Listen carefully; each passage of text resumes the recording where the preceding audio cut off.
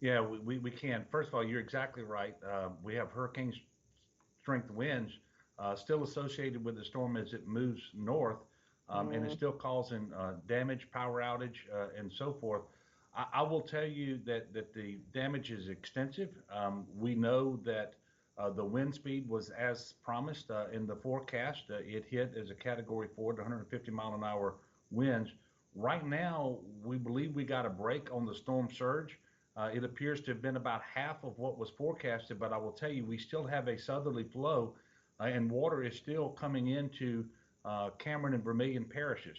And so we're not out of the woods there yet either. As you know, mm, it takes until daylight before you can really see and get a good estimate of the damages. We have people moving into the Lake Charles area now. We've got about 1,500 people who will be engaged in search and rescue, about 400 boats and high water vehicles. They're all moving into the Lake Charles area now, but mm, also we're going to have to do some of this work, search and rescue, all the way up the west side of the state as the storm moves north. And clearly, the power outages are going to become more extensive, and we have more restoration crews pre-positioned in Louisiana than ever before. But nobody should think that this is going to be a quick process getting the electricity back on because the damage from the storm is extensive. It's going to take a while for that to happen. And then I want to remind everybody that this is all happening in a COVID-19 environment where we have the public health emergency as well. And so as we move people, as we shelter people, as we rescue people, mm, we have to be very, very mindful of this. Otherwise, in a couple of weeks, we're going to really mm. pay the price here with more cases and hospitalizations and unfortunately more deaths than we would otherwise experience.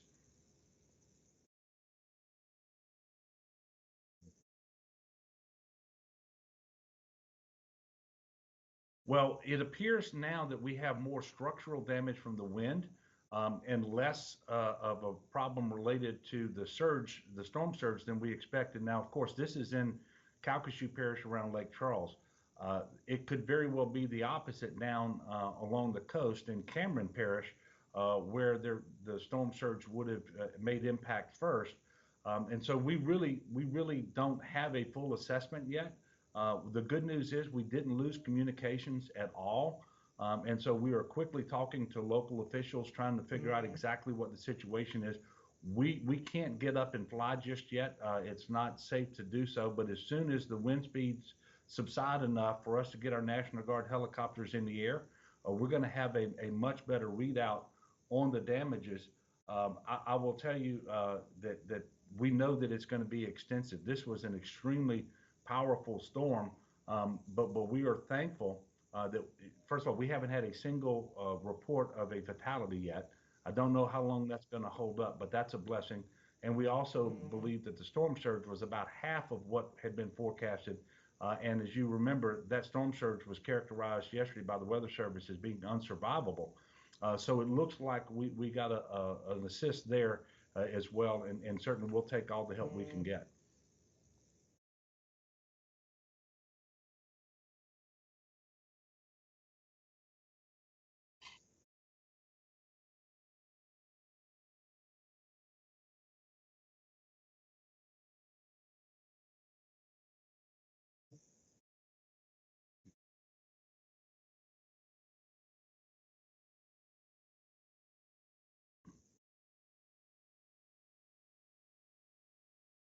Well, it's going to be going in and getting people out of homes that are no longer safe and habitable, making sure that we can get them safely transported to a shelter. And quite frankly, because of COVID-19, that shelter shouldn't look like it normally does, where we have a Mm, big open space and we're putting multiple families, maybe hundreds or maybe even a couple of thousand people in the same shelter.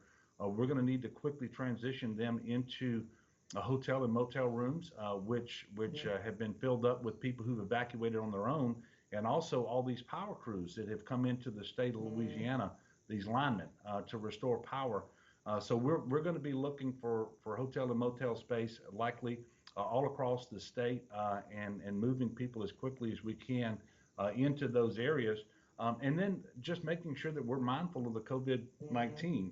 We have an immediate need that we have to take care of, but we don't want to do it in a reckless way that causes more cases of COVID to impact our state than necessary. And of course, we won't know that for a couple of weeks.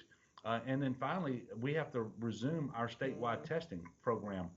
We had to close those programs down because of the storm. The National Guard that we've activated. In fact, we've activated the entire National Guard for the state of Louisiana for the first time in 8 years. But they were doing an awful lot of our community testing, and so we're going to have to juggle all of this, resume our testing just as soon as possible, but also make sure we're taking care of the needs of the people of Louisiana, and not just Southwest Louisiana, all of the western side of our state. And as you go further north, the state is not as wide, and we know that we had very destructive winds across the entirety of our state when you get up to Alexandria and Ruston and Monroe. So this is going to be a very challenging situation. I was able to speak to the president at about a quarter after midnight last night, and he certainly is paying attention. We're thankful for that, but we're going to have a long road ahead of us to recover from this damage.